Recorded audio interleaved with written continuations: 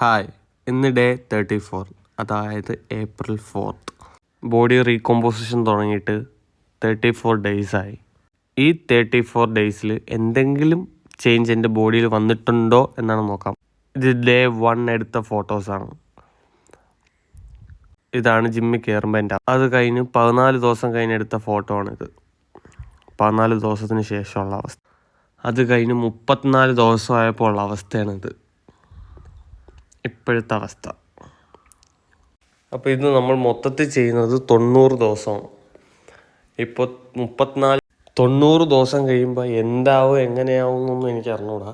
ഒരു ട്രൈ ആണ്, ഞാൻ ചെയ്തു നോക്കുന്നു, അതിങ്ങനെ വീഡിയോസ് ഇടുന്നു, അത്ര മാത്രമേ ഉള്ളൂ. ഈ 90 ദിവസവും ക്ലീനായിട്ട് ആവശ്യമില്ലാത്ത സ്നാക്സ് അങ്ങനത്തെ ഐറ്റംസ് ഒന്നും കഴിക്കാതിരിക്കുക, ആവശ്യത്തിന് പ്രോട്ടീൻ കൊടുക്കുക, കാപ്സ് കുറച്ച് കഴിക്കുക, ഇതൊക്കെയാണ് ഞാൻ ചെയ്യുന്നത്. ഇത് ചെയ്യുന്നത് കൊണ്ട് ഈ 90 ദിവസം കൊണ്ട് എൻ്റെ ബോഡിയിൽ എന്ത് ചേഞ്ച് വരും, അതിൻ്റെ കൂടെ കറക്റ്റ് വർക്കൗട്ടും നമുക്ക് നോക്കാം. ഞാൻ വലിയ ഫിറ്റ്നസ്സിനെ കുറിച്ച് പഠിച്ചിട്ടുള്ള ആളോ അങ്ങനത്തെ ഒന്നുമല്ല. ഞാൻ ചെയ്തു നോക്കുന്നു, ഓരോന്ന് റിസർച്ച് ചെയ്ത് അത് വീഡിയോ ആയിട്ട് ഇടുന്നു, അത്രേ ഉള്ളൂ. ഇതിന് മുമ്പ് എങ്ങനെയായിരുന്നോ ഡയറ്റ്, അതേ കണക്ക് തന്നെ ആയിരിക്കും ഇനി ഡയറ്റ്. ഇനി 60 ദിവസം കഴിഞ്ഞ് കാണാം.